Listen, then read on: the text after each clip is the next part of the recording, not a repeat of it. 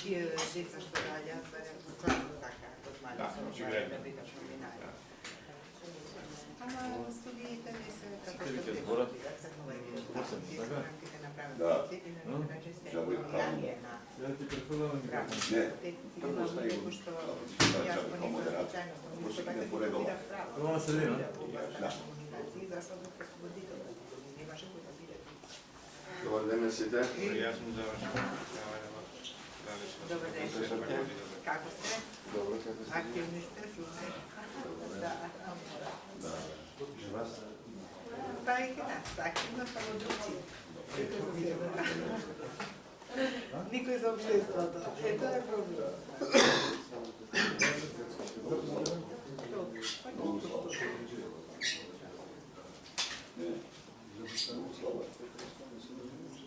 Па нисам мисля, јас сум прва некако. Да, сите сме. Добро што има паркинг тука зонски, не е проблем. Тоа пазиме секојаш. Да. Другиот парк, па право. Кажем, малку да е седум. Седум. 8. Седум, 8. Ајде да питаме се видиме. Не. Па тоа очајно. Малку.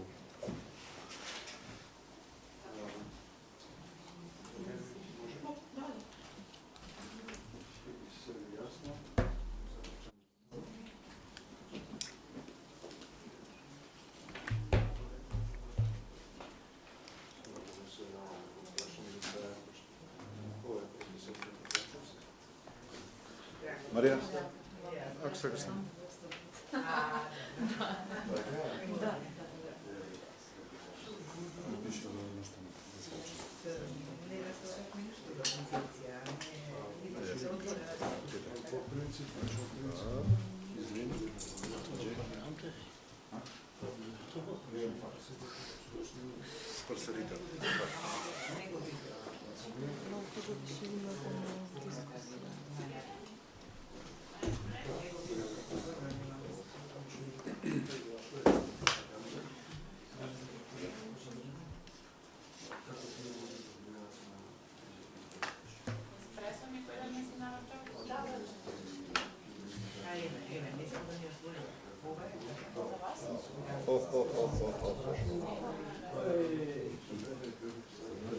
Само убави луѓе, само убави луѓе. Најлепши. Кај се убавено?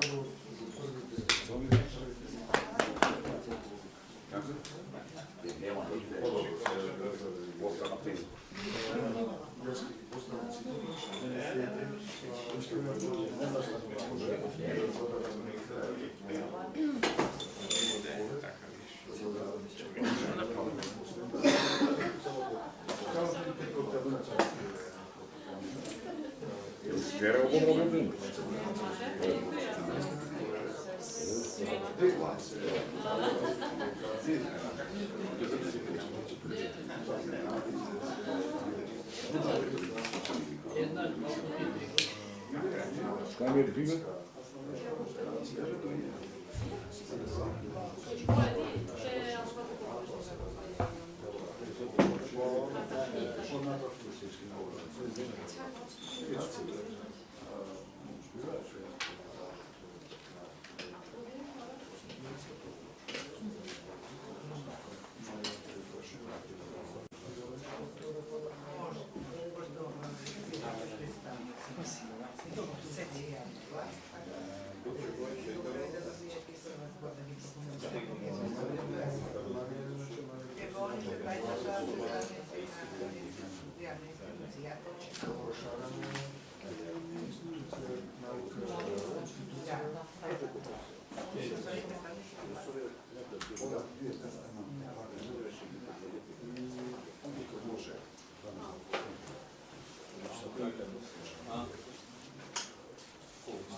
Реакцијата на институциите.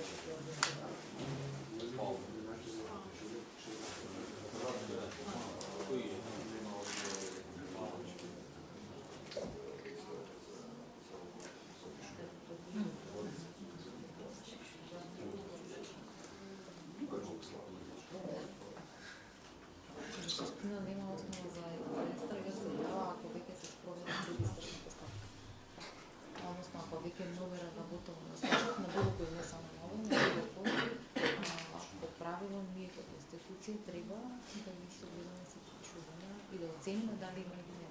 И сега се поставя шанка дали службите го разгледат. След това, което е напишено, и да оценим дека не. По правило ние и да оценим и да оценим, би трябвало да известим много за това е съгласно закона за клиничната става. А они да оценят дали ќе отворат, дали ќе прибавуваат докази или ќе го направат.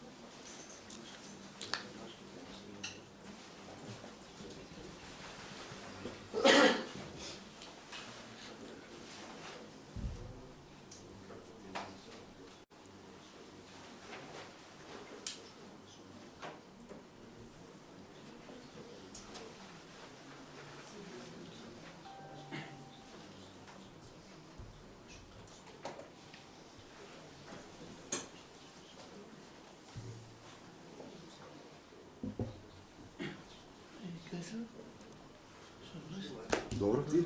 Kako? Butkaš?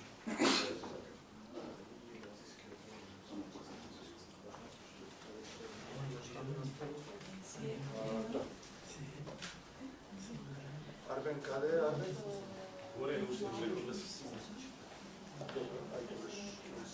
Zajedno. I da zakačim.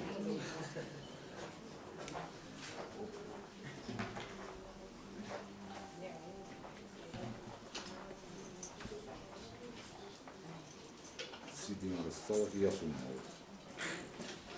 Стигни фрикция си тоне. Една за полезата. Има се два дни стега. Чабе. Вау, био пластика. Ale da. Ima u filmu. Ama zostawić. No, zostawić. Inaczej go zrobić. Koči.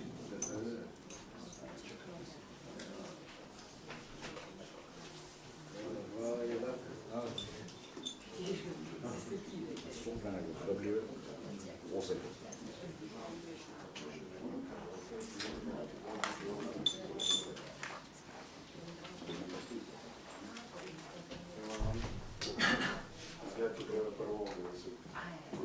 Prvo ќе говори господин Петровска, ќе ви ги префрлам. Седи, можам и ја, знам. По истиот редослед. Pa ne,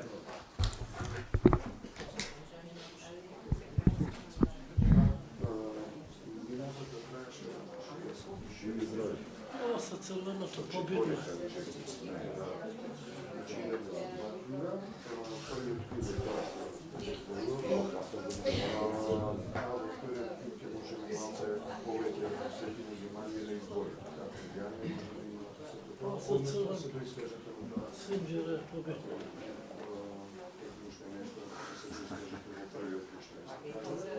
Аз разбирам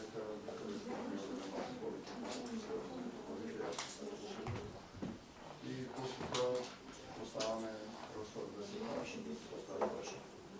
Јас ќе замолам да се држи на темата. Да се доби прашање одолки панел, ако има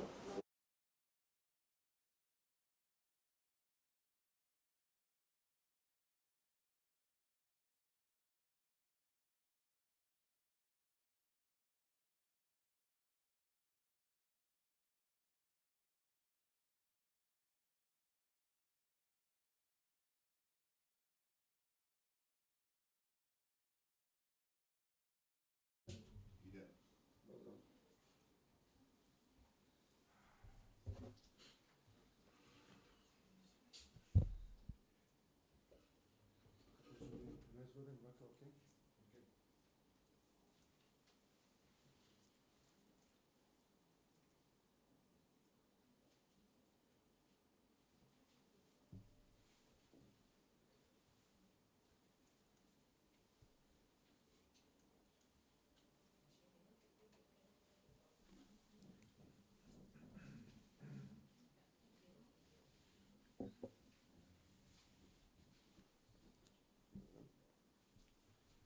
Добар ден на сите. Добре дојдовте на панел дискусијата насловена Слободни избори против црната пропаганда, наспротив црната пропаганда. Тоа е уште еден панел кој ние го организираме за да расветлиме одредени актуелни теми во општеството и во политиката, и се надеваме дека и со овие наши гости, како и минатата недела, како и на претходни настани, ќе успееме да придонесеме кон разјаснување на одредени дилеми, прашања, горливи проблеми кои се присутни во јавниот дискурс, во политиката, во општеството и значат многу за развојот на државата. Тоа што денеска ние ќе се обидеме да го направиме е во кратки црти барем да дадеме неколку почетни основи за размислување и действување со моите гостинки и гостин. Ќе се обидеме да му дадеме еден нов, објективен и директен звук, тон на тоа што се однесува на овие теми. Значи, слободни избори наспроти црна пропаганда е тема на која денеска ќе разговараме со господја Славјанка Петровска, заменик министерка за внатрешни работи, со Маријан Забрчанец, национален координатор за стратегиски комуникации во владата на Република Северна Македонија, и со господја Јасна Бачовска, професорка Јасна Бачовска, универзитетска професорка, која исто така ви е добро позната и од наши претходни настани, кога расветлувавме одредени теми. Јас веднаш би прешол на разговорот без посебни поведи. Би сакал да ги поставам прашањата кои ги поставивме во соопштението во претходните денови, а понатаму одиме со тоа да им дозволиме на нашите говорнички и говорникот да одберат аспект и да фрлат светлина на овие прашања, се разбира со дополнителни фокусирани прашања. Ние денеска ќе се обидеме барем да начнеме дел од тоа што значи црната пропаганда, како таа пропаганда влијае врз условите за одржување слободни избори во нашата земја. Се разбира за тоа во вториот круг од прашања ќе зборуваме малку пофокусирано, меѓутоа добро е да имаме на ум уште на почетокот што треба и што можат да направат владата и релевантните институции, а што граѓанското општество, вклучувајќи и академијата, во борбата против црната пропаганда, лажните вести, дезинформациите и говорот на омразата. Што е црна пропаганда? Ќе се обидеме да начнеме да толкуваме што се хибридни закани врз демократијата, со кои предизвици се соочила Северна Македонија во овој момент во поглед на темата, кои се искуствата на нашата земја со црната пропаганда и хибридните закани врз демократијата. Па токму тука со нашата прва говорничка, јас би сакал да го почнеме нашиот разговор, имајќи предвид и една од најактуелните теми или настани кои ги имавме во последните 2-3 дена, практично имаме најмалку една ваква тема на ден. За жал, ние прочитавме, пренесовме, толкувавме, па и коментиравме во изминативе 3-4 дена за пишувањето на словенечкиот портал Нецензурирано. Имено Нецензурирано од Словенија изнесе наводи, објави наводи за тоа дека во 2018 година ние имавме сме имале 4 медиумски медиуми во нашата земја кои добиле 2,5 милиони евра за да шират лажни информации, црна пропаганда и говор на омраза кои се насочени против нашиот од кон НАТО.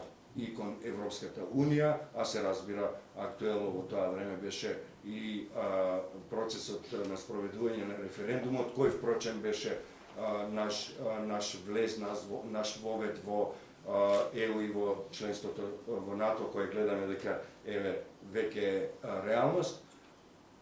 Како можете да го коментирате тоа? Слушнавме дека и техничкиот министер за внатрешни работи кажа дека нема основа воопшто да се поведуваат истраги во политички истраги или истраги во МВР или било каде за тие наводи. Како вие тоа го толкувате, а се разбира во контекст на темата? Ви благодарам. Со право темата на хибридни закани станува актуелна, особено сега во периодот на предизборието, ако се земе во предвид кои се негативните последици од ширењето на таков тип на закани. Хибридната војна или хибридните појави апсолутно не се ништо ново, особено не во развиените и демократски земји. Нема земја, ниту од, да речем, по-развиените, ниту од помалку развиените, кои што нема проблеми на кои што на дневната агенда не се наоѓаат овој тип на закани. Повеќе или помалку може да добијат некаков дополнителен облик или начин на кој што продираат. Генерално тоа значи дека некоја страна, субјект во државата или надвор од државата има интерес да направи напад, хибриден напад, не овој конвенционален напад, врз институциите, односно врз оние сегменти од општеството кои што тој субјект ги детектирал дека се слабости, односно имаат некакви недоследности. Тоа би било околу дефиницијата, да речеме, за да знаеме практично за што зборуваме. Конкретно прашање поставивте и мислам дека јавноста заслужува навистина конкретен одговор. Кога дебатираме на повеќе теми, можеме да филозофираме, можеме да изнесуваме различни ставови, меѓутоа кога станува збор за работата на Министерството за внатрешни работи и тоа што е негова надлежност, мислам дека на сите ни е поприлично познато. Наводите, и јас би ги третирала до овој момент на наводи, кои што беа изнесени на порталот, не може да бидат отфрлени со една политичка изјава по мене. Тие навистина заслужуваат службите во Министерството да се позанимаваат малку посериозно, затоа што наводите кои што беа напишани од тоа што го прочитав јас како и сите ние, има сериозни индиции не само за обид за хибридна војна во Македонија, меѓутоа тука веќе станува збори за нелегално финансирање. Ако сето тоа се стави на еден текст или на една маса, тогаш мислам дека Министерството за внатрешни работи во координација со јавниот обвинител навистина имаат доволно материјал да го разгледаат и да се загрижат малку повеќе и по мене имаат и основ да започнат барем некаков тип на предистржна постапка по однос на ова прашање.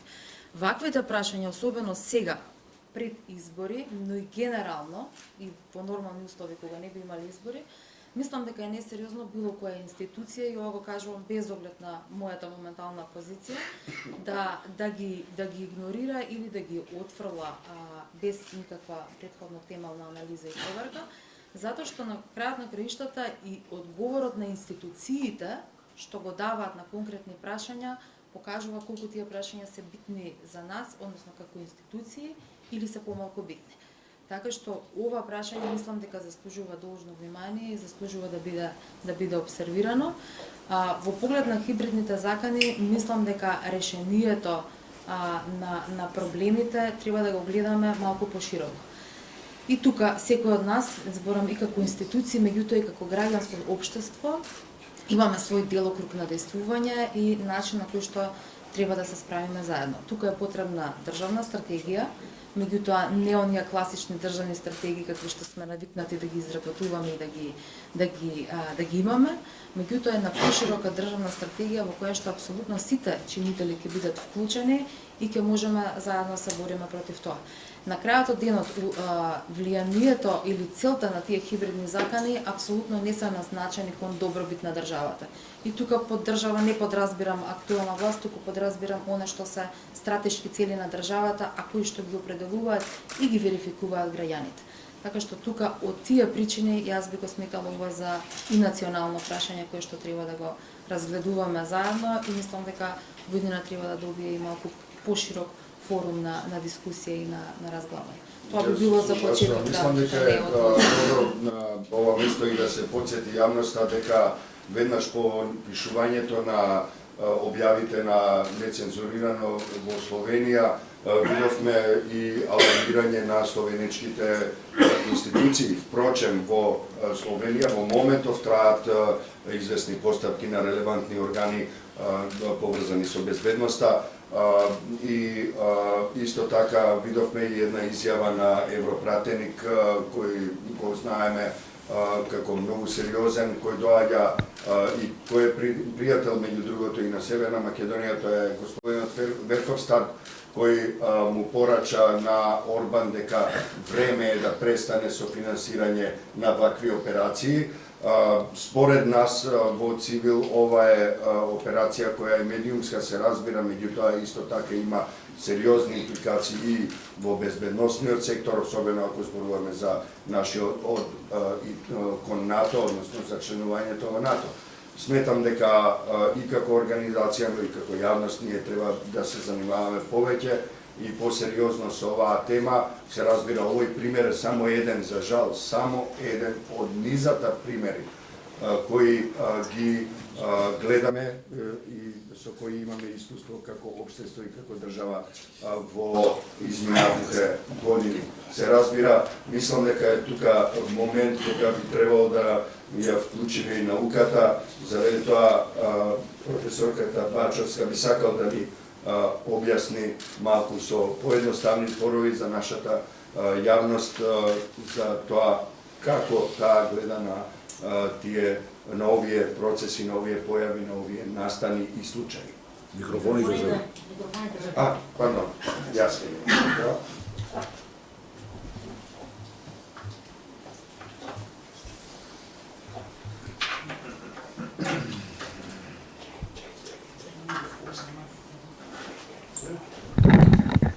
Имаме Ова е делинги за анкетата. Прво да се заблагодарам на Civil Media уште еднаш за поканата, што од нас прави општествено одговорни научници. Значи, она што да работиме по кабинетите, да го кажеме вака јавно и да имаме некакво влијание во јавноста. Добро на време ги отварат овие дебати пред изборите, кои што знам дека ќе бидат тешки избори заради континуираната сложена политичка ситуација, никако да излеземе од некаква криза. Многу ми е жал што еве 29 години по независноста на државата ние уште играме на националистички чувства, ќе се отварат многу тука теми кои за жал ќе бидат исто така артикулирани низ медиумите, низ социјалните мрежи. Проблемот е голем и глобален, како што рече претходната говорничка. Лажните вести, разните спинови, пропагандата се глобален проблем. Ние знаеме дека и меѓу двете големи светски сили во последните избори во Соединетите Американски држави и во меѓународната политика, односите меѓу САД и Русија беа разгледувани врз основа на овие моменти. Дури пресудната улога на победата на Трамп во Америка ја имаше улогата на новите медиуми, лажните вести. И ние се прославивме во тој процес. Но сакам, еве, јас од научен аспект малку сум позензитивна на тие. Дали забележувате дека за лажни вести повеќе се зборува кога станува збор на Америка и тој тип на американски медиумски систем, кој што ги емитираат и некои други земји во светот, додека кога зборуваме за ваков тип на манипулација, лажни вести, дезинформации, многу помалку се спомнуваат европските земји. Значи Франција, Германија, секаде ги има, но не прават такави проблеми како во американскиот тип на медиумски систем, затоа што за жал една младечка земја на Балканот личи на тој систем. Бидејќи ние нашиот медиумски систем го искомерцијализираме и немаме медиумски систем од типот на европските медиумски системи. Јас многу пати се повторувам на вакви дебати, меѓутоа тука и го гледам решението. Ние, например, во нашиот медиумски систем немаме медиуми со интегритет. Значи, сега, кога зборуваме за важни вести, спомнуваме полиција, тоа е многу страшно, бидејќи дали има кривично дело лажно или кривично дело манипулатор? Нема. Ако можете да се лажете, ама не можат кривишко да ве водат, се додека не загрозите нечие друго право, не сте во некоја криминална група или така. Европските вредности и стандарди ни велат не ги регулирајте медиумите. Оставете на саморегулација, на етички, нели, така кој што сака може да биде медиум. Новинарството е отворена професија во европскиот тип на медиумски систем. Секој може да биде новинар, така, да отвориме портали, да пишуваме, да информираме и тука ние ништо не можеме да направиме. Ако веќе сме тргнале да бидеме членови на Европското општество, јас пишував еден таков документ за јавна политика за регулирање на онлайн медиумите, добро ја проучив таа тема и излезене и го чита стручната јавност. И ние тука во поглед на регулација многу малку можеме да направиме, но што можеме да направиме за да го спречиме овој хаос, бидејќи јавното мнение е многу важно. Гледаме како се амортизира таа политичка енергија која што беше по шарената револуција, тој ентузијазам кој што беше во општеството. Голем дел од стишување на тие страсти го има токму медиумите, социјалните мрежи, порталите, каде што имаме голем број на невистини, лажни вести. Мораме да работиме, меѓутоа сега за изборите тоа е краток период на интегритет на медиуми. Значи мораме да имаме медиуми со висок интегритет, затоа што вие во Франција може да слушнете било каква вест, лажна вест на разни портали, на крај ќе отворите Guardian, кој што има уредник, има физичка адреса, има подпис под текстот на новина кој што носи јавна одговорност за информацијата. Или ке за ТВ сервис во 80-тите години државните сервиси во европските земји преминаа во јавни сервиси, значи се плаќа такса граѓаните и таму не сме да се лаже. Тие можат да бидат политички настроени кон една или друга опција, како што е на пример српската телевизија сега. Да, таа го штити Вучич, меѓутоа не може да шири вести дека министерот силувал девојче во гаража, за да му го наруши имиџот како лажна вест, зашто ќе сноси одговорност. Затоа во Македонија не се покажа политичка волја ни една од владите до сега да се зајакне прво јавниот сервис, да ги собере најдобрите луѓе и новинари. Јавниот сервис ги создаде сите приватни сервиси со кадровска и секаква структура. Понатаму медиумите немаме квалитет на медиуми во Македонија. Вие ако отворите да гледате Канал 5 за дале, претходно со колегата дискутиравме пред почетокот на оваа панел, видете ги утринските емисии на што личат. Вие 2 сата имате граѓани кои што по методот на авторитет се гласноговорници на определени концепции и говорат. Структурата на програмата не чини. Немате емисии за евроинтеграции, немате емисии за владење на право, немате емисии од култура, немате едукативни содржини и на што останува на крај да ги читаме порталите и да веруваме на едни или на други портали. Квалитетот на демантот е амортизиран без медиуми на интегритет. Каде ќе демантирате, например? Значи, тоа е една многу поразителна ситуација. Ние како државичка се разликуваме и сме со понизок квалитет во однос на медиумскиот систем од сите земји во регионот. Така што сега периодот до избори е многу краток. Што може сега да се направи? Тука може сепак да направи многу граѓанското општество преку ваков тип на аларми, кои што ги правиме постојано, да има тоа некаков инпут во јавното мнение, но исто така ние треба да се запрашаме какво е нашето јавно мнение, на која публика се обраќаме, на високо поларизирана публика, која што однапред знае без разлика што ќе слушне, за кого ќе го даде гласот, и тука остануваат еден мал процент на луѓе кои што на крај крајава сепак през основа на одредена кампања, да не речам, пропаганда е погрд спор, ќе се одлучи за кого и како ќе гласа. Благодарам. Навистина ова се констатации кои се засновани на наука и истражување, кои треба секој совесен и свесен граѓанин или граѓанка да ги замисли. На ред е Маријан Забрчанец, кој е национален координатор за стратегиски комуникации на владата, меѓутоа и на цивил и на пошироката јавност сепак познат како активист за човекови права и слободи.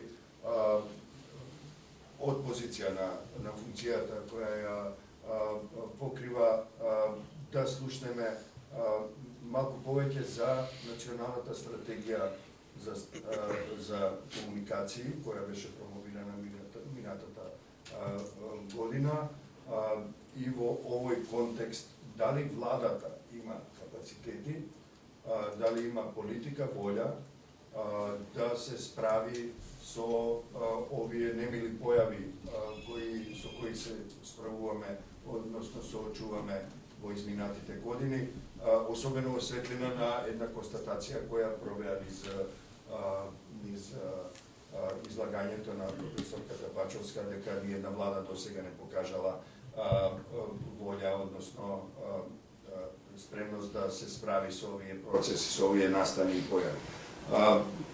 Мислам дека националната стратегија е токму добро прашање да започнеме со неа. Микрофоните ги пренаставаме? Да, јасно.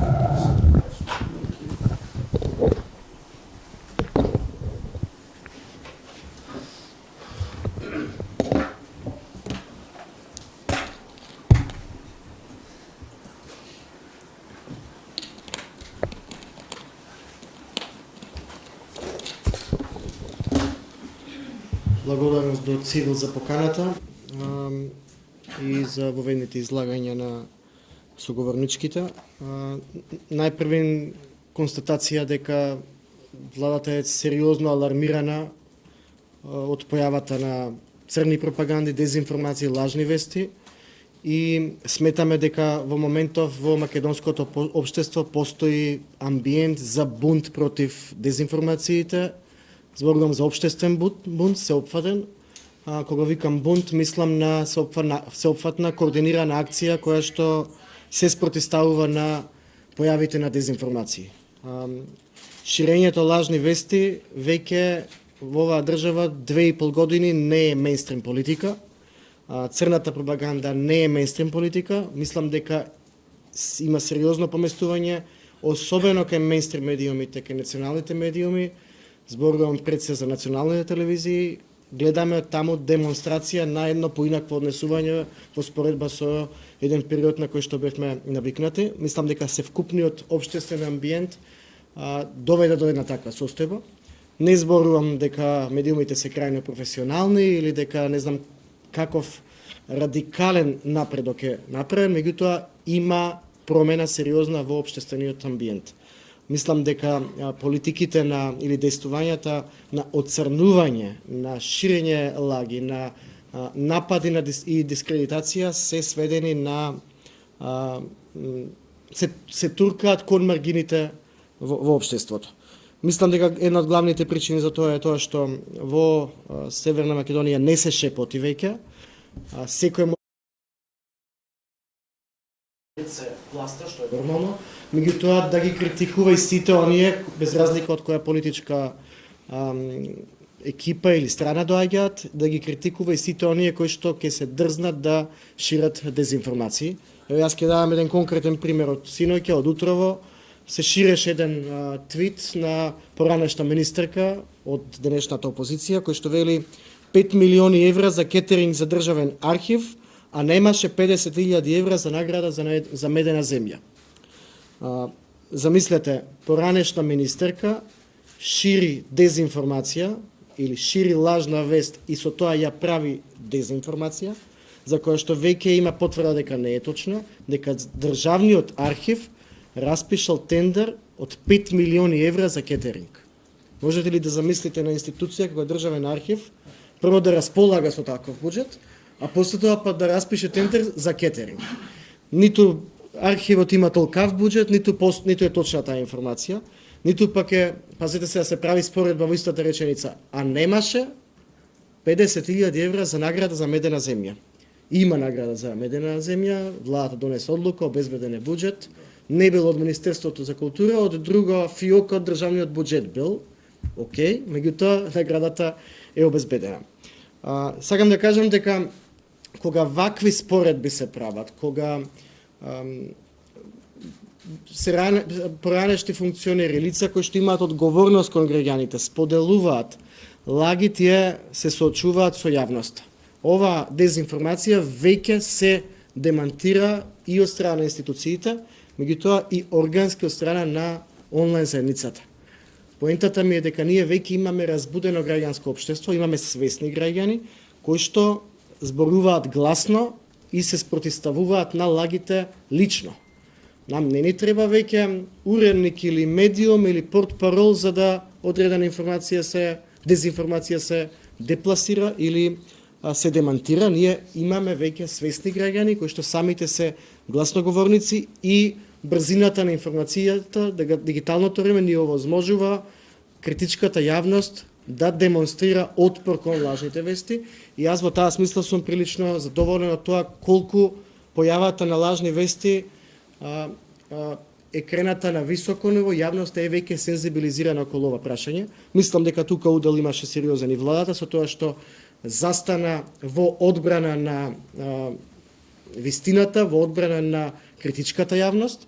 Знаете дека најавивме, ставивме на маса на јавноста пред медиумите, пред невладините организации, акцијски план, предлог акцијски план за справување со дезинформации. Тој акцијски план вклучува креирање на национална стратегија за транспарентност, таа постои веќе, владата работи според незе, владата ги охрабрува и локалните самоуправи, и судската власт, и сите други власти да го следат нашиот пример на активна транспарентност.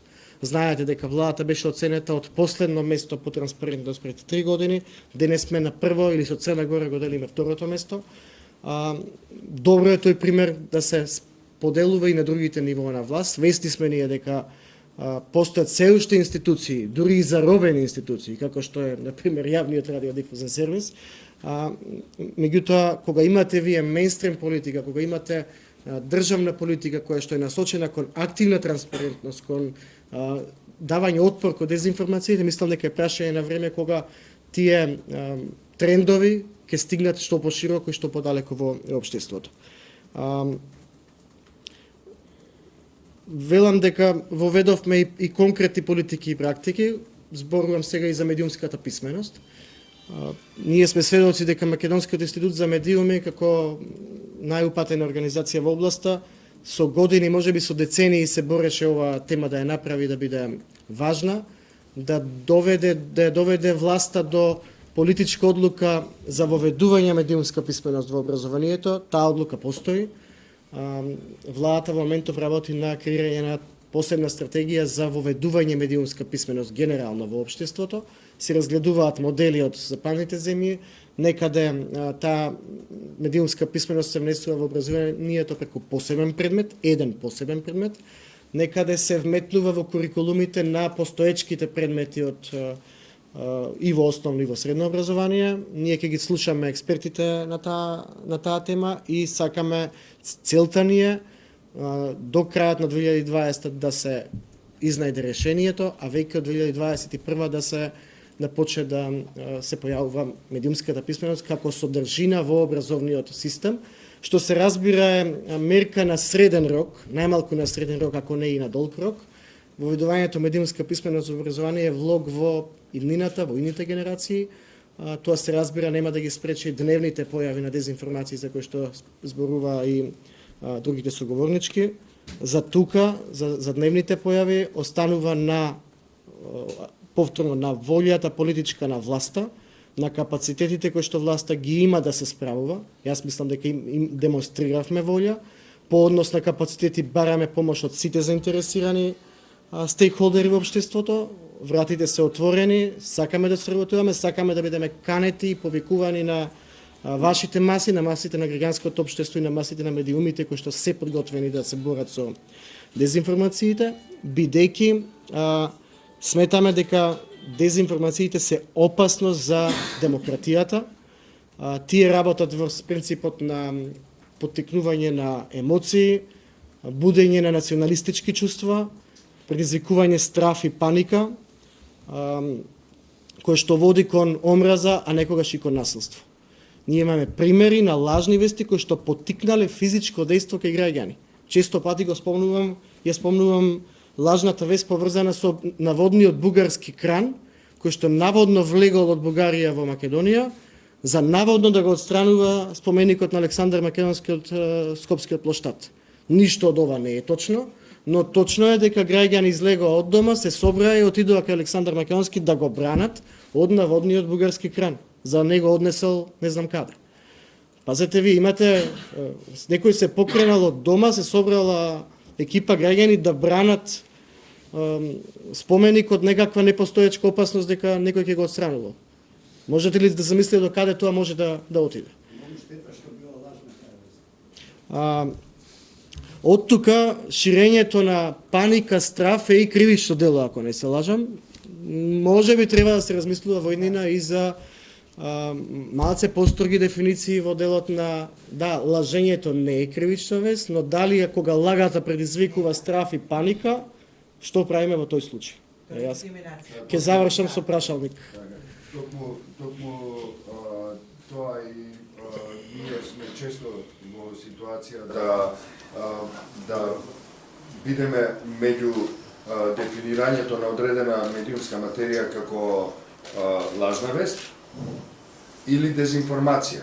И тука имаме разлики. Ако е лажна вест, може да биде и лажна вест со одредена функција која може дури и во некои случаи да биде и ненамерна, макар што но кога таа лажна вест намерно се дисеминира широко, станува тенденциозна дезинформација. Да, има за цел да дезинформира. Точно така. Тоа сакавме и да го разјасниме, затоа што е апсолутно важно да се знае дека лажните вести, јас барем не сум видел лажна вест до сега која е ненамерно лажна вест. Тоа е грешка во медиумите. Меѓутоа, обично лажните вести се внимателно креирани. Во нашиот случај, во нашата земја, најчесто е диригирана, креирана, финансирана од одредени центри кои навистина знаат како софистицирано да действуваат во јавноста и од тоа да извлечат многу сериозна корист за нив, а на штета на општеството и на процесите, демократските процеси. Јас тука би сакал да ги преземам може би јас да го преземеме и да го започнеме и вториот круг во таа смисла.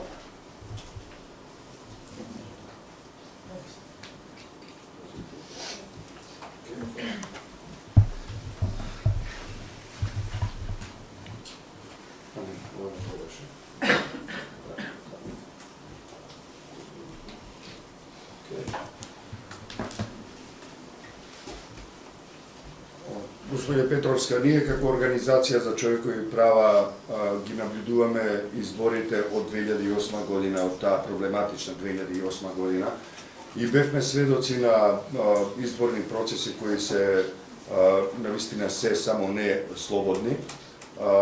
Имаше една утешна формулација на меѓународните наблюдувачи кои некои од нашите изборни процеси ги нарекуваа ефикасни, меѓутоа немаше ни д од демократски или слободни и фер во тие оценки, па тоа потоа беше низ пропагандата која има сериозна, која често диаметрално спротивна по своето значење и појавност од она што подразбира пиар и беше карактеризирана како уште еден успешен изборен процес во нашата земја, под дебели наводници.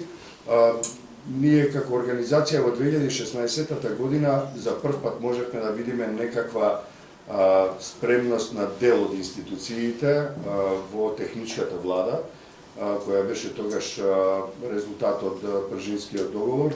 И тогаш ми се чини дека беа и првите контакти меѓу организацијата и Министерството за внатрешни работи токму со вас лично.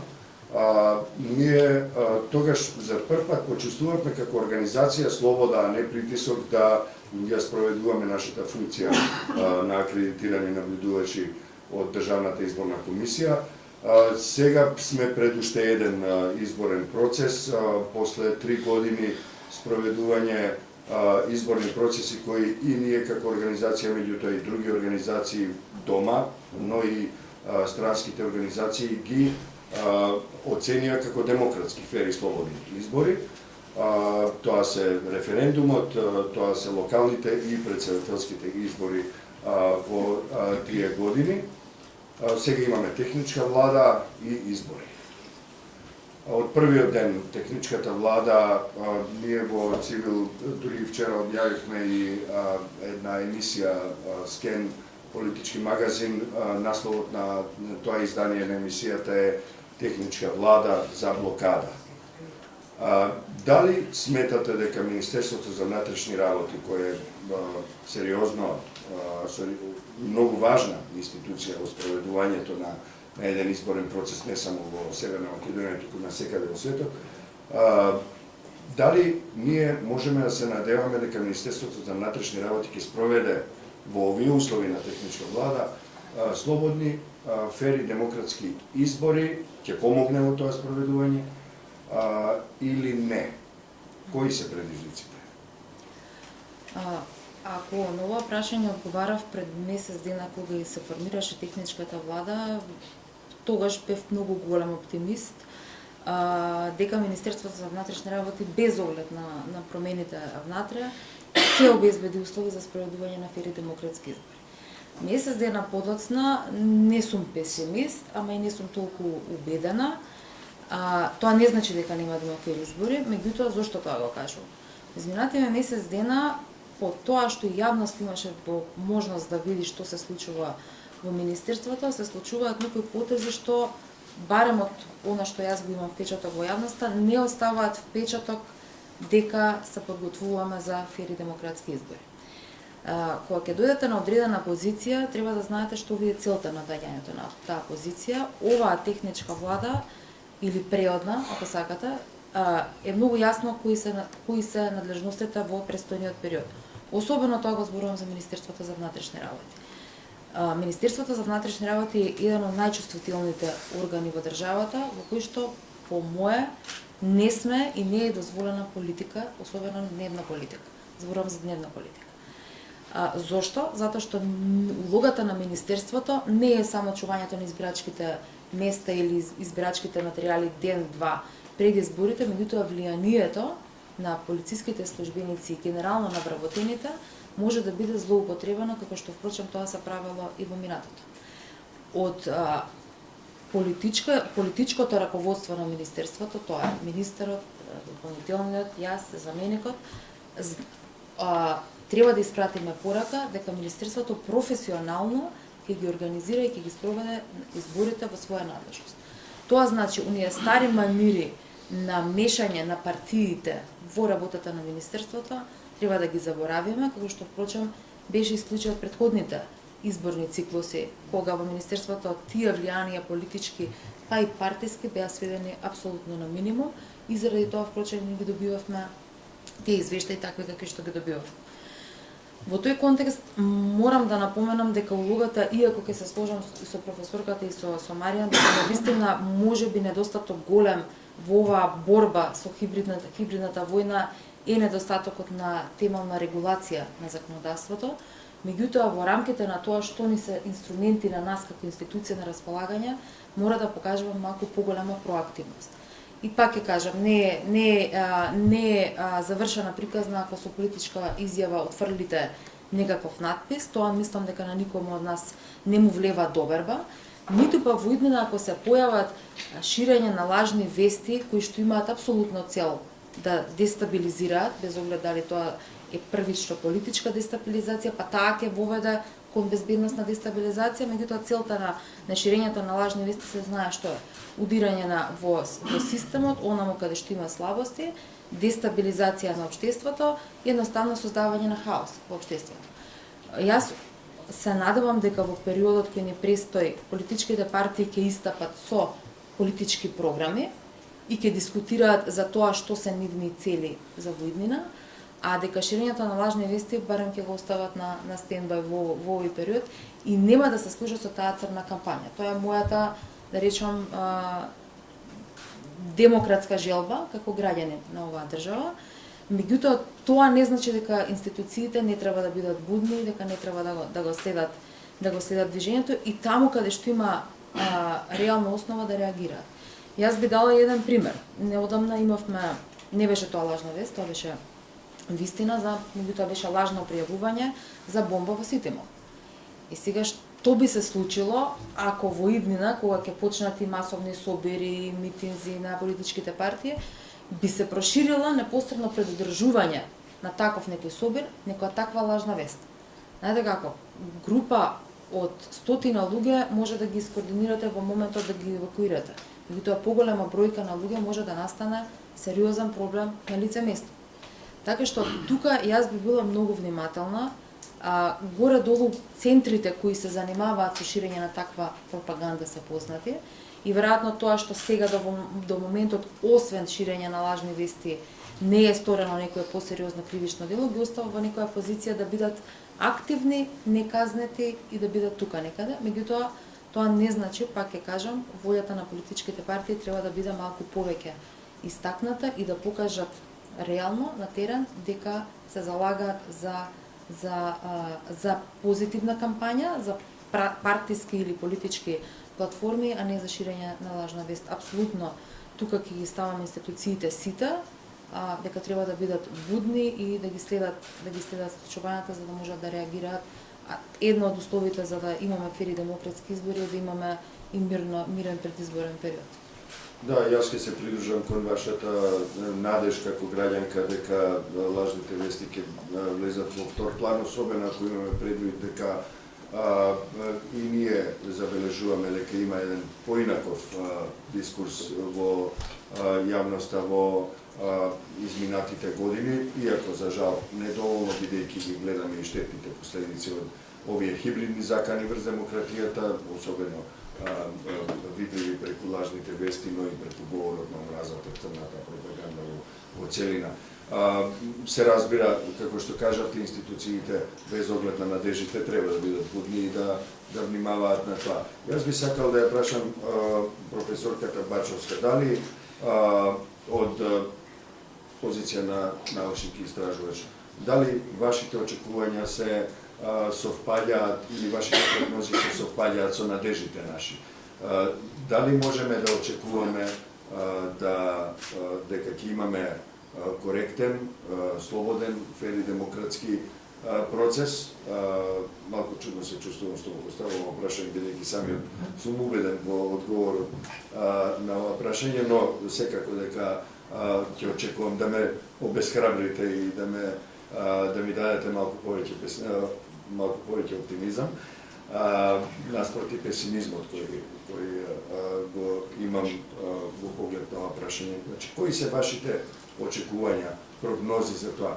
Каков остаток од предизборен, односно изборен процес ќе имаме, базирано на вашите сознанија и истражувања?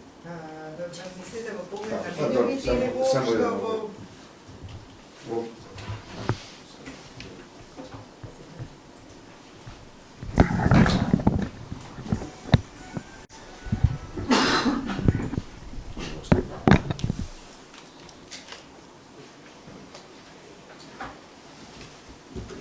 Само за медиумите, ова е вториот круг, а потоа можеме да водиме и со прашања и дискусии. Се разбира, медиумите се само еден дел од целата приказна и се всушност артикулатори, и возилото кое целата медиумско обштествено-политичка материја ја вози, односно ја дистрибуира во јавноста до гласачите во случајов. Се разбира. Врз основа на она што го слушавме во бомбите за изборите, какви се не избори во Македонија и што се правеше. Сега со оглед на тоа што имаме техничка лажа, мислам дека во реализацијата на самиот процес организирање на избори сето тоа ќе биде добро и од тој аспект ќе бидат вклучени тие контролни механизми од страна на техничката влада и очекувам дека од тој аспект имаме добро реализиран процес. Меѓутоа, она што се однесува на медиумскиот дел, јас не очекувам некои поголеми промени, што се однесува, за разлика, еве, например, ги имавме свежини се председателските избори и свежини се медиумските кампањи за време на референдумот. Тука не очекувам некои големи промени, баш од тој аспект, имајќи ги предвид какви се истата онаа борба што се случуваше на социјалните мрежи пред се нели за референдумот за време на претседателските избори, мислам дека и сега ќе биде многу слично, но мислам дека тука политичките партии може да направат многу. Во најмала рака да ја канализираат политичката дебата на социјалните мрежи. Односно да не се дозволат оние состојби кои што ги имавме на една многу ниска политичка толеранција, говор на омраза, која што владееше, клевети, навреди, и мислам дека има една нова професија, се вика community manager на социјалните мрежи, кој што може секоја политичка партија да направи персонализирани профили, да поставува прашања и да добива конструктивни одговори, и мислам дека треба да покажат ниво на политичка одговорност. Јас мислам дека треба да покажат, но знам дека нема да покажат, бидејќи има многу негативен набој. Еве, ние ги гледаме и на опозицијата, изјавите какви се, со каква реторика се артикулира. Гледајќи ја таа реторика, тоа го ја навестува и целата прљавштина и не фер која што ќе се случува во предизборието. Кампањата почна уште кога се најави датумот, нели, за изборите. Почнаа да се организираат такви митинзи по населби со огномети и така натаму. И мислам дека ние сме длабоко везени во кампања, исто така врз основа на она што го нуди пред се опозиција, бидејќи таа е типична, нели, секогаш почнува прва со кампањите во ваков контекст. Па не знам што друго да кажам, сакам да се осврнам. Вие рековте дека, знаете, се чувствува поразлабавена атмосфера во медиумите, нели? Па нормално дека ќе се чувствува. Претходно беа крајно инструментализирани, беа финансирани, живеева од пропаганда. Сега тој систем режиме, толку често употребувам збор, падна. Меѓутоа, може би новата влада не ги артикулира, не врши притисоци врз медиумите, меѓутоа треба многу да се работи. Ние како држава, како општество, треба да работиме на тој сегмент. Еве, јас сум повикана тука од аспект на наука, ние и во рамките на универзитетот, например, не ја негуваме оваа област. Немаме една посебна област која што ќе се грижи за медиуми и комуникација, таму да излезе критична маса на критичари кои што ќе може да се занимаваат на едно доктринарно ниво со оваа проблематика. Медиумска писменост, да, меѓутоа тоа е многу долг општествен процес. Тоа не е само како вие да се одбраните од политички лажни вести, туку како да ги одбраните децата од видеоигри, како да не се зависници од телевизор. И тоа е еден многу долг процес. Не имаме едно многу, како да ви кажам, општество со многу ниско ниво на медиумска писменост. Многу мал дел од нашето општество, од активната јавност, од активните гласачи, читаат, например, странски вести на друг јазик и така натаму. Тие се зачовурени и се уште, за жал, истражувањата покажуваат дека сме телевизиско општество, патриархално општество, како мисли таткото, мисли синот, ќерката, сите на ручек дебатираат. Главно се информираат од дебатните емисии, кои што се многу чести тие ток-шоа, и да знаете дека имаат многу големо влијание во јавното мнение. Па да, еве видете колку има такви дебатни емисии. И потоа може да се направи со анализа на содржина на другиот ден, како се анализира интервјуто и како се цепка кажаните изјави по социјалните мрежи, ќе гледате дека тие ток-шоа што ги гледаме, нели, на Алфа телевизија, на Телма, на 24 вести, ќе видите дека лидери во информирањето ви станува, нели, дебатната емисија. И тука треба исто така да се поводи сметка. Нормално е медиумите во сите демократски земји да имате едни медиуми кои што се опозиционо поставени и други кои што се позициони. Меѓутоа треба да има интегритет, треба да се во квалитет, мислам, избалансирани во број и во силина, како што, например, кога за време на владата на Груевски ви имавте медиум, меѓутоа немаше политичка поларизација, имаше некој опозиционен медиум кој што не беше видлив никаде. Сега е добре, еве Алфа е дефинирано опозиционен медиум. И тие нека се тераат така како што се, меѓутоа и во структурата на Алфа и на другите спротивно поставени, треба да имаме малку повисок квалитет. Што знаат нашите граѓани за НАТО, за Европската Унија, ние немавме некоја таква во новинарството, аналитичко новинарство, да ви кажа, да ни информираат што ние како граѓани добиваме од тие асоциации. Зашто да веруваме или да не веруваме во тие вредности? Колку пари, например, од предпристапните фондови на Европската Унија дошло во Македонија. Ние имаме национална стратегија за тоа, предпристапна програма. И таму има и помоши, меѓутоа граѓаните не се информирани, не знаат. За ИПА фондовите имате оглас, ама немате аналитичка, компаративна емисија и тоа има многу големо влијание во јавното мнение. И ние тука затајуваме. Дури тие работи може да се решат на краток рок. Добро е решението директор на јавниот сервис да е од опозиција. Тоа е супер решение, многу демократско. Меѓутоа јавниот сервис исто така не е од естетски аспект, само кога ќе пуштиме телевизија, како оваа телевизија да е од тапирањето на водителката, како да е во Уганда. Па видете, ние мораме да го дигнеме тој сервис на ниво, таму да имаме ние квалитетни луѓе во општество. И од едната и од другата страна. Таму треба да работат со високи плати, да не прават структура. Ние сме многу мало општество, 2 милиона, многу можеме да направиме со мали чекори.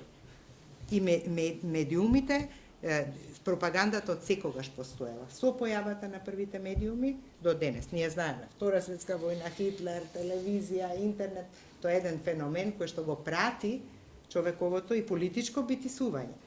Но мораме да се бориме за вистина, за квалитетна информација. Ние сега живееме во едно медиумско време, кога е пресуден медиумот, интерперсоналната комуникација е се помала. Ние комуницираме со медиумите, се едуцираме, се информираме. И тука државата треба да направи. Прво, од аспект на наука, на универзитетот се гуши таа област. Ја немаме. Медиумите преку јавни дебати, не знам, интелектуални притисоци исто така, за да можеме да направиме едно јадро во кое што ќе можеме европски да живееме, бидејќи ние граничиме со 2 земји членки на Европска Унија. Благодарам. Ова беше драгоцен инпут, иако се разбира, се согласувам со ставот дека е добро решение опозицијата да биде присутна во јавниот сервис, односно главниот човек во јавниот сервис да биде од опозицијата, но не би сакал да видам во националниот сервис кој го плаќаме сите ние граѓанките и граѓаните во оваа земја да биде главен човек партиски војник. Имено, значи партиски војник и човек кој е склон кон повеќе кон поддршка на опозицијата, се два различни поими, барем според мене, и тука се прави разликата, исто како што се прави разликата меѓу тоа што е пропаганда, најчесто црна пропаганда, и она што значи пиар и односи со јавноста. Тоа што нам ни е апсолутно важно како на организација во овој предстоен изборен процес е да истакнеме дека главни носители на оваа трка се политичките партии, но тие настапуваат во име на граѓанките и граѓаните. Значи, тие се на врвот. Тие и заслужуваат и имаат уставно и законско право да бидат добро информирани, за да донесат информиран избор на денот на гласање, а не да бидат бомбардирани со говорна омраза, со дезинформации, лажни вести, црни пропаганди и така натаму. Во таа смисла, базирано на стратегијата на владата за комуникации, донесена минатата година, која претпоставувам дека немало ни многу време и ресурси за да може да се спроведе во некаков вистински голем видлив обем, освен ако не сум во право. Би сакал да знам кои се можностите во кои ние како невладини организации, граѓанките и граѓаните поединечно, во заедници, во групи и така натаму како иницијативи, и оние што решиле да градат интегритетот на медиумите се гради секој ден, секој час, со секој клик што го добивате вие на вашата платформа, имате можност да го градите или го урнете собствениот интегритет. Кои се препораките, што може да се направи, што може сите овие ентитети, односно засегнати страни да направат, или што би требало да направат, за да се спротистават на очигледно новите бранови на црна пропаганда што ќе ги видиме, кои можат погубно да влијаат на слободата, односно на слободните избори. Што можат овие засегнати страни да направат? Знам дека е широко прашањето, но може би во една булет поинт форма да ги слушаме одговорите.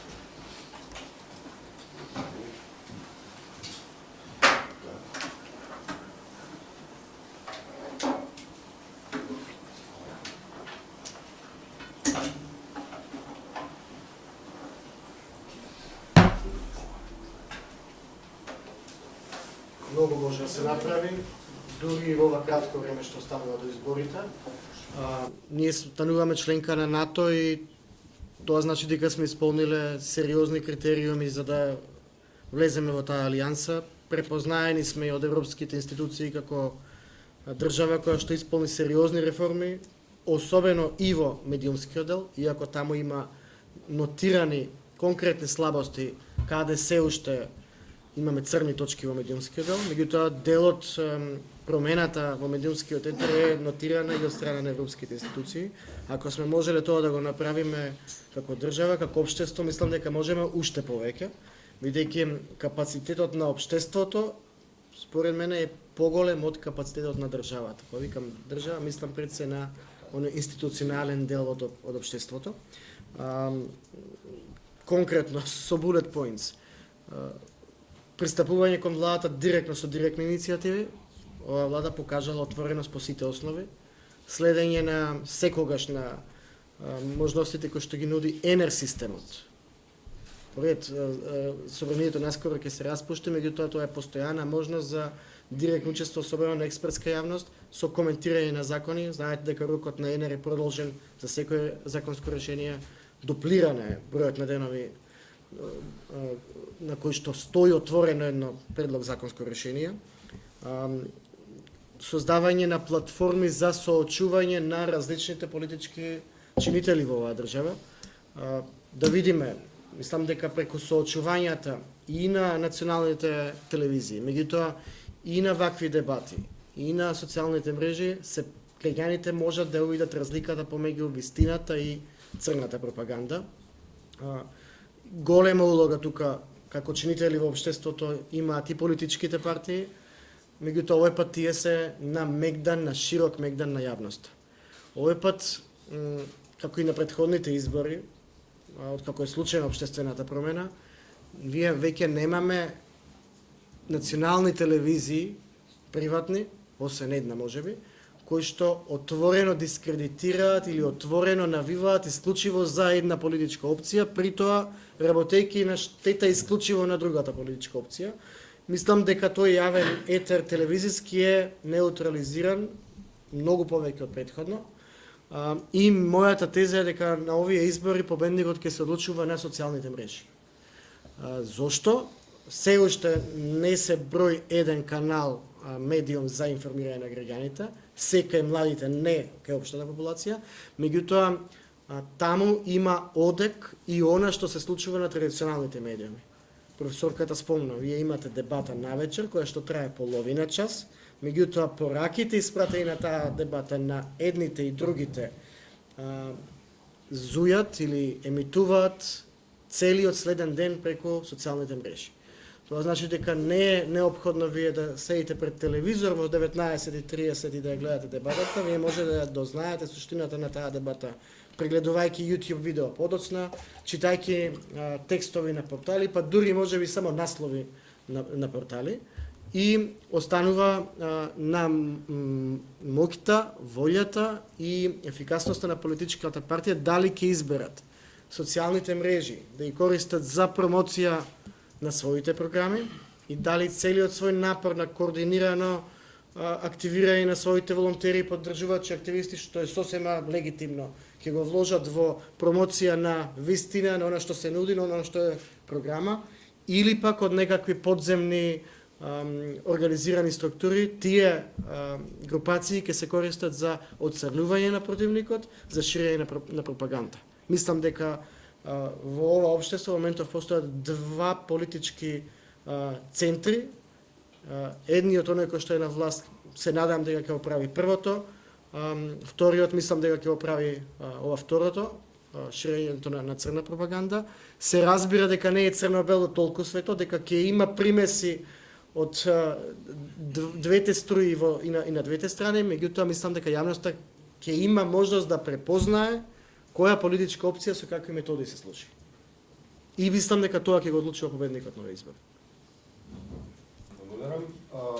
Сега доаѓате на ред вие. Благодарам за трпението и за присуството, се разбира. Имаме ли прашања или коментари од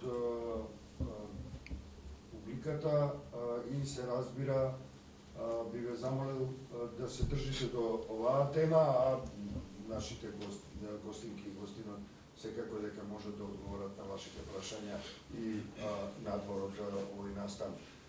Па имаме едно прашање, коментар од публиката. Ве молам само да се представите, не дека јас не ве познавам. Виолета Ѓерѓиевски, интернет хотелен провайдер Македонија. А министерот за информатичко општество прави?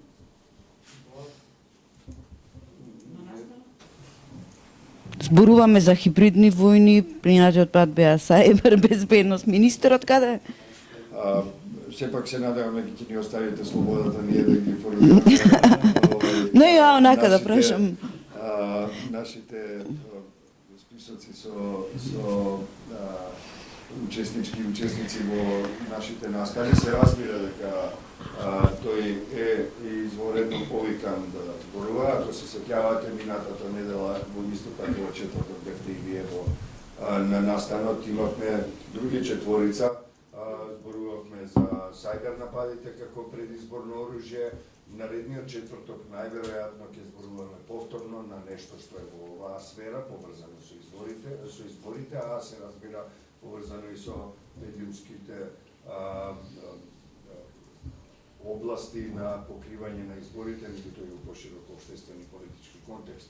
Така што можно е и вашата желба да биде задоволена на еден од тие настани, а секако имајќи предвид и вашиот профил, верувам дека во еден од тие настани ќе видите на оваа страна. Ја се надевам дека овој одговор е сосема задоволителен. Некој друго прашање или повелете? Да, само ако може да се... Јас зборам секој пат многу гласно, така да микрофонот е. Јас сум Александар Писарев од Форум Центар за стратегиски истражување и документација. Чисто коментар, практично сме членка на НАТО. Мислам дека граѓаните и тука и невладиниот сектор треба доста да направи за да се објасни што е НАТО. Денеска е многу поважно колку имате пријатели у светот него колку имате тенкови во касарните. А акцент у последните денови се дава, ние стануваме членка на најмоćната војна организација. НАТО не е само војна организација, но војно-политичка, и мислам дека на граѓаните треба да им се објасни кои се придобивките од влегувањето во НАТО, а тоа се нели и граѓанските права, и развојна демократија, и све она што алијансата го нуди и во што ние треба да бидеме нели интегрирани како членка на НАТО. Значи, чисто една сугестија да можда вакви трибини на кои ќе се зборува управо што значи НАТО, што носи НАТО на Македонија, што значи пријателството со многу земји. Затоа што гледам дека опозиција опет заговара она ние требаше Руси тоа моќна сила, нешто тајна оружје и така натаму. Денеска не е битно колку имате тенкови укасани, битно е колку имате пријатели. Не само во светот, битно и дома у комшилукот, колку ви се пријатели, а не колку сте кучиња ставили од вас. Благодарам. Благодарам. Јас ли имате некој коментар на ова да дадете нешто? Па има право човекот. Да, имено. Благодарам за коментарот.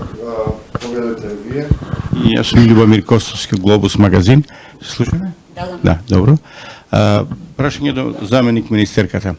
Овој случај со документите и кусокот кој се појавува во издавањето на граѓаните, зборам за лична карта и пасош, претчувствувам дека ќе биде голем проблем на изборите и мислам дори дека е тоа некоја тактика. За оној што ќе изгуби на изборите може да се јави со констатација дека граѓаните се оневозможени да гласаат, бидејќи многу од нив немале документи. Имам и дома таков проблем, затоа го следам, гледам колку време се чека. Сега дури почна да се овозможува да се сликаат граѓаните и тоа за некаде на крајот на март. Мислам дека тоа ќе создаде проблем, а убеден сум дека тоа малце ми делува како да е тоа смислено, да оној што ќе изгуби да има уште една причина да после тоа се повикува на нерегуларни избори. Извонредно прашање, добро прашање и за нас како организација која го наблюдува изборниот процес. Повелете го. Значи, проблемот во моментов е со издавањето на пасоши, патни исправи, пасоши, не и лични карти. Во избирачкиот список се запишани граѓани кои што во моментот на затварање на списокот имаат валиден личен документ, а тоа е лична карта. Значи, недостаток на лични карти нема и гласачкото право може да се оствари. Така што тоа не е проблем. Реков, имаме и лични искуство. Мојата сопруга се сликаше на 1 декември за возачка, па и уште ја нема земено, а за лична карта и за пасош исто така се пријави и цело време дури не примаа пријава. Дури сега и за пасош и за лична карта, дури на крајот на март. Искуство одете таму кај што ги издава документи, и дека е празно, не се даваат документи, нема никој. Во телевизија. Оставно седат службениците и дигаат раменија и така натаму. Ќе биде тоа сериозен проблем и мислам дека тоа ќе даде повод за некакви, што би рекле, биде за новетање. Така. Кој што знам јас, значи, избирачкиот список и податоците редовно се ажурираат во МВР, во поглед на издадени или лични документи кои истакуваат. Сега овој конкретен случај можеме и да го провериме, меѓутоа факт е дека образци недостаток на лични карти нема, а избирачкото право може да се оствари преку личен документ, лична карта или пасош. Со пасошите има проблем, меѓутоа со личните карти нема, така што тука затоа велам, освен ажурност на граѓаните да се проверат навремено и да реагираат доколку ги нема во избирачкиот список, друга пречка за остварување на нивното право нема. Да, ова може да биде, како што ви кажа и господја Петровска, може да биде изолиран случај. Ве молам со некои од моите другарки и другари од тимот да споделите информации за ова, ние ќе го искомуницираме тоа со Министерството за внатрешни работи. Некој друг коментар, прашање? Здраво сите, сум Гоце Марковски. Би се обратил до професорката со коментари, тука веројатно има и прашање. Се согласувам дека лажните вести кои што се пласираат во некои од медиумите се голем проблем за нашето општество, веќе прават исклучителна штета. Меѓутоа, мојот впечаток е дека како да отсуствува волја, желба кај медиумите, кај медиумската фела ЕСНАФ, самите да ја регулираат оваа сфера. Бидејќи апсолутно имаше такви обиди, чинам ЗНМ ги потенцираше некои портали кои што шират лажни вести, меѓутоа останатите здруженија и останатите медиумски работници некако како да се стивки, како да не сакаат доволно да се вложат во борбата против одбраната, баш тоа. Сега ваш коментар и видување околу тоа. Па јас како прашање исто така не знам дали се наседи го поставив прашањето на новинарството, кое зборуваме за интегритет на медиуми, тоа го вклучува и новинарството. Медиум е малку поширок поим од новинарство. Вклучува филм, култура, реклама, новинарството е оној дел кој што највише афектира политиката. Во меѓувреме, како да умре новинарството во Македонија, ние како земја имавме традиција на еден високо интелектуален новинар.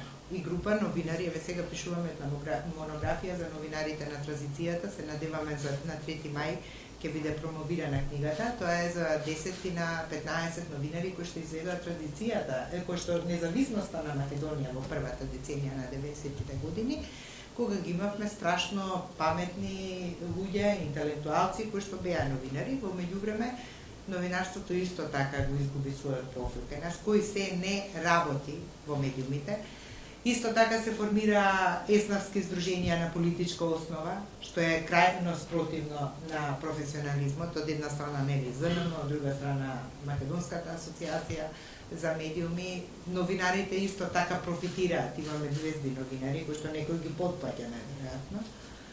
И јас се сложувам со вас, рековте повеќе е коментар отколку што е прашање, многу на место ви е, нели многу малку енергија гледаме од страна на новинарите, самите да си го заштитат својот интегритет и својата професија. Најчесто се артикулирани во целата таа игра и најчесто има такви, не би ги нарекла јас лажни вести, некако ми е предимензиониран веќе тој поим, но многу по-страшно е манипулирањето со вистината.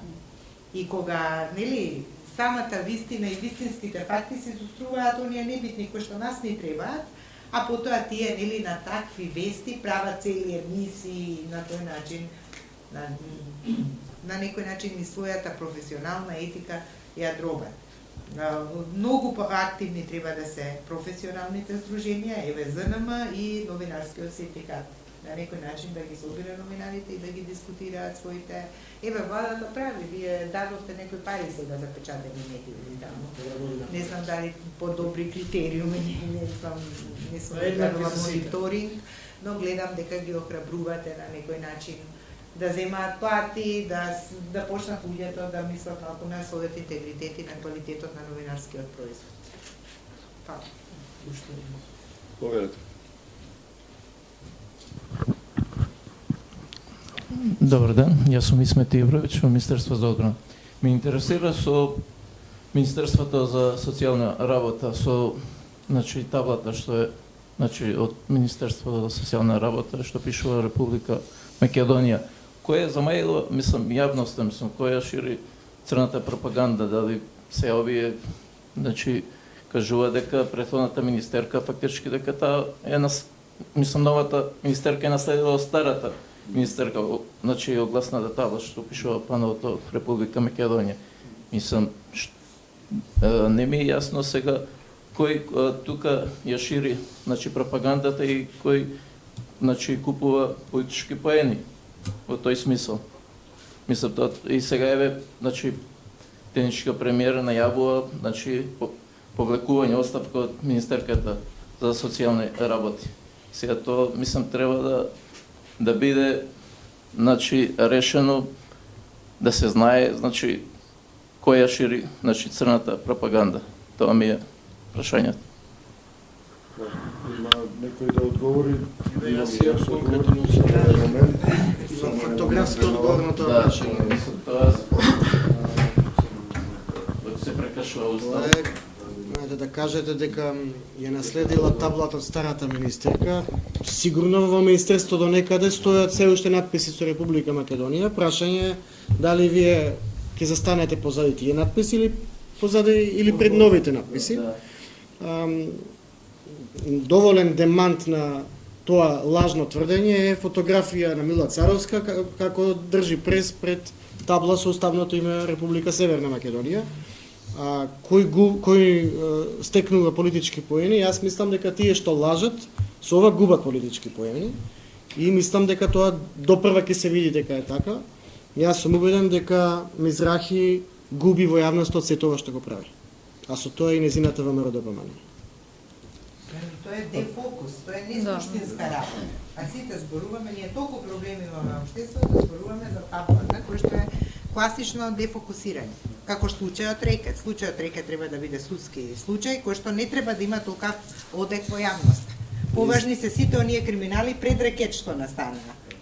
Поважно е за Мизрахи да не го кочи правото што го стекнуваат стечајците и да не го чува во фиока, да не чува во фиока поддршката на измената на законот за поширокот опфат на стечајци, отколку да манипулира со старото уставно име на државата.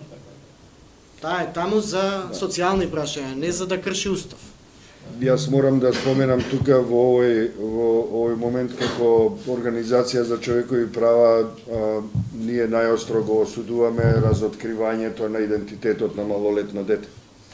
Тоа исто така е нешто што е многу алармантно. Ние од година во година постојано апелираме како организација за заштита, максимална заштита на децата од политика. Меѓутоа овде имате еден таков флагрантен атак на правата на децата, што мислам дека мора да наиде и на осуда во јавноста, меѓутоа мислам дека и институциите треба да се занимаваат со овој сериозен прекршок, според нас како организација. Се разбира, ако смеам јас да додадам една поента во поглед на истото лице, и по неколкуте опречни, различни изјави, на крајот последно што слушнавме и кое се уште резонира во јавноста е дека техничката министерка е спремна да плати 5000 евра за прекршокот. Сега не знаеме дали од лични буџети или од буџетот на партијата кој е замрзнат, колку што знаеме, барем делумно, но во секој случај тоа доволно кажува дека всушност не се работи за ненамерна или намерна грешка, туку се работи токму за еден намерен акт на запоставување, односно негирање или кршење на законските и на уставните прописи. Така што тука имате одговор кој се однесува на тоа, ние пишувавме веќе на таа тема, се разбира ќе ќе продолжиме да ги следиме состојбите во тој поглед. Но ова со децата е најважно. Сметам дека навистина ова е многу важна поента. Ако нема други прашања и коментари, јас би сакал за новинарките и новинарите кои се овде со нас до самиот крај, се разбира и за другите заинтересирани што се овде, да потенцирам дека ние како организација веќе подолго време во рамките на нашите проекти и како организација во целост ја пружаме можноста секој граѓанин или граѓанка и анонимно да пријави кршење на човековите права и слободи, да пријави говор на омраза, да пријави лажни вести и да пријави случаи на корупција. Тие се лесни за наоѓање, често ги пуштаме линковите на нашите социјални профили, се разбира можете да ги најдете и на civilmedia.mk, можете да ги најдете на clp.mk и се разбира да ни се јавите, подостапни сме од противпожарна бригада, со сета почит кон противпожарните бригади, може да разговараме и да се вклучите сите во борбата против црната пропаганда. Ние се надеваме дека ќе успееме уште едни изборни активности, уште еден изборен процес да истераме онака како што не знае целата јавност како цивил. И бидејќи ние не сме само една мала група затворена во канцеларии, туку цивил се сите што сакаат да помогнат во развојот на демократијата, во почитувањето на човековите права и владењето на правото. Јас им благодарам на моите гостинки и гостинот, ви благодарам и вам до следниот четврток.